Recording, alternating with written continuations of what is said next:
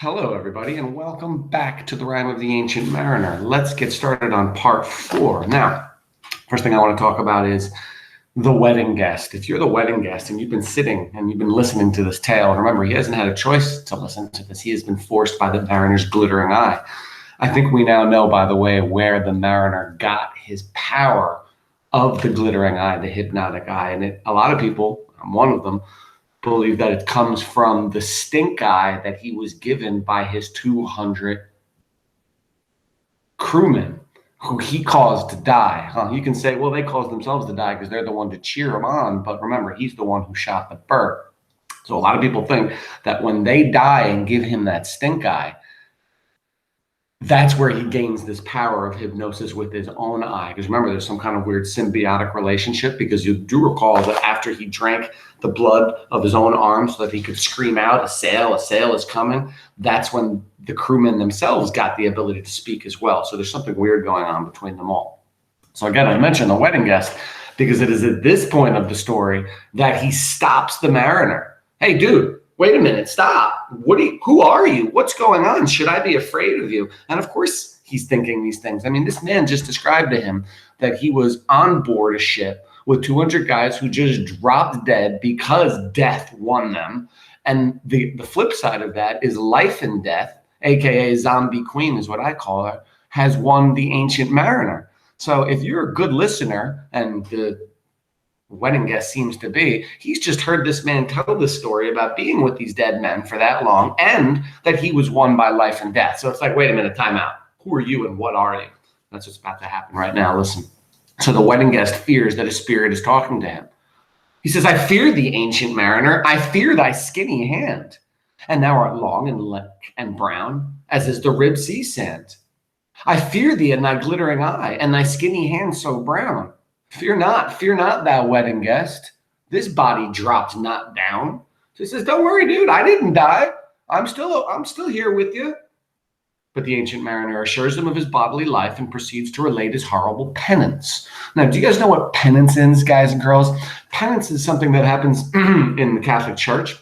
And what it is when you go for penance, that's like confession. You go to the priest and you say, bless me, Father, for I've sinned. I've done this wrong. I've done that wrong. And then the priest would say to you, okay, that's okay, but you have a penance to do. And your penance is kind of like a punishment, but they don't really call it a punishment because they believe that your penance is going to help you rather than just punish you. So it might be something like, go say 100 Hail Marys or Our Fathers, or go help the poor, or, help your sick and dying mom, or go help, kids in some school somewhere, like volunteer work, or, helping at a hospital. That might be your penance. But they just said here, well, Coleridge said in his little side note, that he proceeds to relate his horrible penance. So the rest of this poem is the mariner telling the wedding guest what his penance / punishment is for what he did to the albatross. Remember, that's not the only thing that he did wrong to nature as well, shooting the albatross.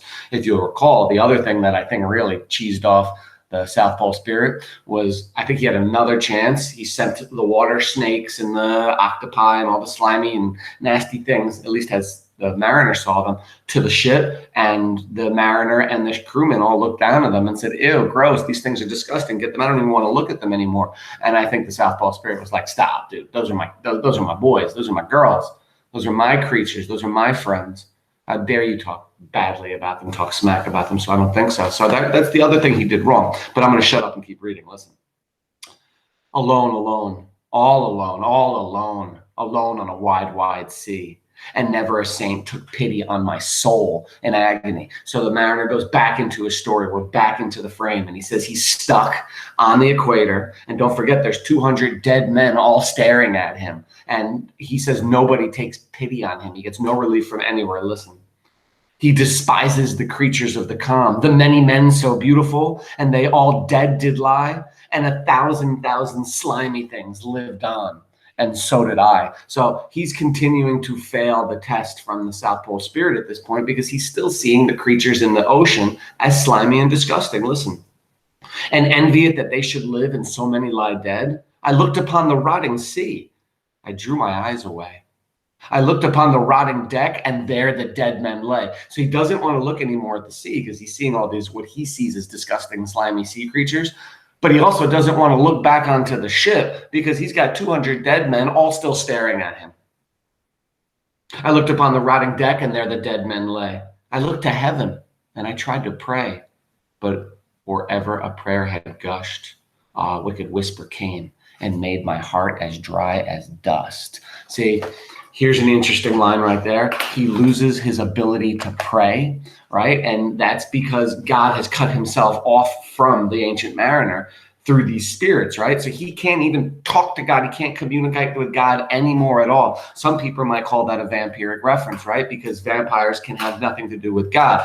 And I would agree with that. But if later in this poem, he does regain that ability to pray and communicate with God, then that clearly means he is not a vampire. But right now, I could see why somebody would believe this is a vampire story because of that. I mean, you have him biting his arm. You have him using the glittering eye. You have him now not able to pray. So there's 3 reasons why I would, that's a good one, actually. I think I kind of just did this for you. But let's wait and see to the end. But 3 reasons why I could see why somebody would think it's a vampire story, but they're actually wrong because I can prove all 3 reasons are not vampiric. But let's continue. I look to heaven. Oh, one more thing I wanted to say. The idea that he's not able to pray, another link I want to give you to regular senior English, if you had taken it, which again, I'm glad you did not because you're here with me now, but you would have read Macbeth. Macbeth is a Shakespearean play, and a very huge theme in Macbeth is the idea, the ability, or Macbeth loses his ability to communicate with God, to pray. And that's also because he did something evil. Now, in Macbeth, he does something much more evil than kill a bird. I'm not saying killing a bird isn't evil, but I'm saying what Macbeth did was much more evil. He killed his cousin, he killed his king while the man was sleeping. So this old guy is in there sleeping, and Macbeth comes in and kills him, stabs him to death several times while he is sleeping. It's a total evil thing to do. And because of that, Macbeth loses his ability to pray and communicate with God. So that's a theme throughout romantic and old school literature, is this idea that communicating with God has to do with the fact of how good you are. And if you are an evil person, you might lose that ability. And I think they're trying to tell you, don't be an evil person because you don't want to lose your ability to communicate with God. Right? Because if you die and you can't communicate with him, then you're going to hell rather than to heaven. And again, I'm going to say, I'm not telling you to be Catholic or pray for God or any of that stuff. Just be a good person. All right, let's continue. Okay. I closed my eyes and I kept them closed, and the balls like pulses beat. See, this is always pretty cool, right? So he doesn't want to look out on the ocean because of the slimy things, according to him. He doesn't want to look onto his own ship because there's 200 dead men all still staring at him and giving him the evil eye, right? So he closes his eyes. He's like, to heck with this. I'm not looking at any of this stuff. But his eyeballs pulse. He says, my eyes like pulses beat. So they're not letting him close his eyes, these spirits. They force his eyeballs to pulse to the point where he has to open his eyes. Watch. I closed my lids. I kept them closed, and the balls like pulses beat. For the sky and the sea and the sea and the sky lay like a load on my weary eye, and the dead were at my feet. So the South Pole Spirit's like, you don't get to hide from this. You must, with part of your penance is you have to see this. But the curse liveth for him in the eye of the dead men. The cold sweat melted from their limbs, nor reek nor rot did they. The look with which they looked at me had never passed away.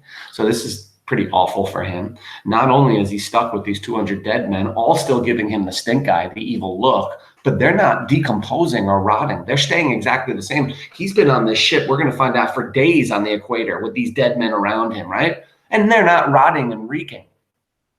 An orphan's curse would drag to hell a spirit from on high. But oh, more horrible than that is the curse in the dead man's eye.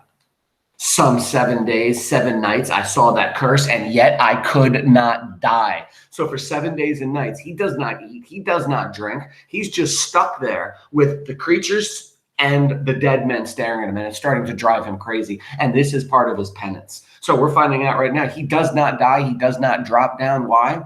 Is he living dead? Is he some kind of zombie now himself? Remember, the specter, life in death, won him. Death won them, they died. Life and death won the mariner. He doesn't die. He's stuck alive, possibly forever. And by the way, that is a vampiric characteristic. Vampires don't ever die. They live forever. And I'm going to tell you now, you're young. You might think that's a cool idea, but the idea of living forever, terrible idea in my opinion. I'm 46 years old. As I get older, I get more tired. That is for sure. But imagine having to see all your loved ones, your kids, your grandkids, and everybody below you die because you can't. Your lover, your spouse die, and then all your kids and friends, everybody you know and love. So that's one of the reasons why living forever would probably be awful. But let's continue. In his loneliness and fixedness, he yearns toward the journeying moon, and the stars that still sojourn, but yet still move onward. And everywhere the blue sky belongs to them, and is their appointed rest in their native country and their own natural homes, which they announced as lords that are certainly expected, and yet there is a silent joy at their arrival. All right, now that's his note. Basically, that's him describing the change that is about to happen over the mariner. So remember, he can't close his eyes. This is going on for a week long. Day and night, he's got dead men staring at him, evilly, awfully staring at him. He's got the creatures out on the sea. So he looks up. It's the only place he has left to look. And he notices the moon and the stars. And he notices, wait a minute, there is some beauty in these things. The moon is actually kind of pretty. And if you notice, I don't know if any of you have ever done this. You've ever been on like a water, a pond, a lake, an ocean at night, and the moonlight shines down onto it. It's pretty darn beautiful. It can be, specifically based upon the moon. It can actually even be two moons. You can have the moon in the sky and the moon reflected down. So you get these cool celestial lights and whatnot. The stars are beautiful. So that's what he starts to notice. Now, if you're the South Pole spirit, do you also control the nature in the sky as well as the nature on the ground? And the answer is probably yes. That's probably its section of stars and moon. So the South Pole spirit's going to see this happening and go, wait a minute. Maybe he does recognize some beauty in life. Listen, the moving moon went up and nowhere did abide. Softly she was going up and a star or two beside. Her beams bemocked the sultry main like April hoarfrost spread. But where the ship's huge shadow lay, the charmed water burnt away is still an awful red. So he's noticing the moonlight and he's noticing how it reflects down on the creatures and everything. Notice what happens. By the light of the moon, he beholds God's creatures of the great calm. So now he sees these creatures in the light of the moon and he recognizes, wait a minute, they're not necessarily slimy and evil. In this moonlight, they actually look kind of beautiful and godlike. Listen, beyond the shadow of the ship, I watched the water snakes. They moved in tracks of shining white, and when they reared, the elfish light fell off in hoary flakes. Within the shadow of the ship, I watched their rich attire. Now, attire is what they're wearing, so he's talking about their clothes. Before he called it nasty and slimy, but now he realizes it's rich. Probably in the moonlight and the water, it gets those iridescent different colors. Have you ever seen a little bit of oil in a puddle and it kind of gets that rainbow look? I think that's what he's noticing. Blue, glossy green, and velvet black. They coiled and swam, and every track was a flash of golden fire. So their beauty and their happiness, he blesses them in his heart. Now remember, he was unable to pray out loud, but in his heart, he says a prayer for these creatures. Listen, oh, happy living things, no tongue their beauty might declare. A spring of love gushed from my heart, and I blessed them unaware. Sure, my kind state took pity on me, and I blessed them unaware. So without even thinking about what he was doing, without it, he looks down on them and he prays for them inside his heart. He goes, these are God's creatures. They're actually quite pretty. I want them to survive. I want them to do well. The spell begins to break.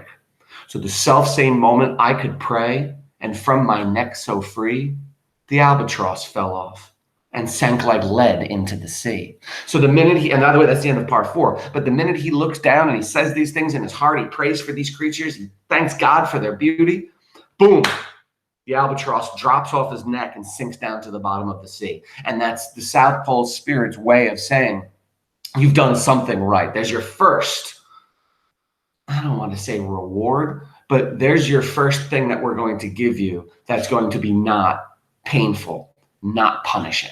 So it's our way towards maybe things are going to be better for you. It's not over, though, for the ancient mariner. Oh, no. He still has a lot more penance and punishment to do. Thank you very much for reading part 4 with me. Have a great day.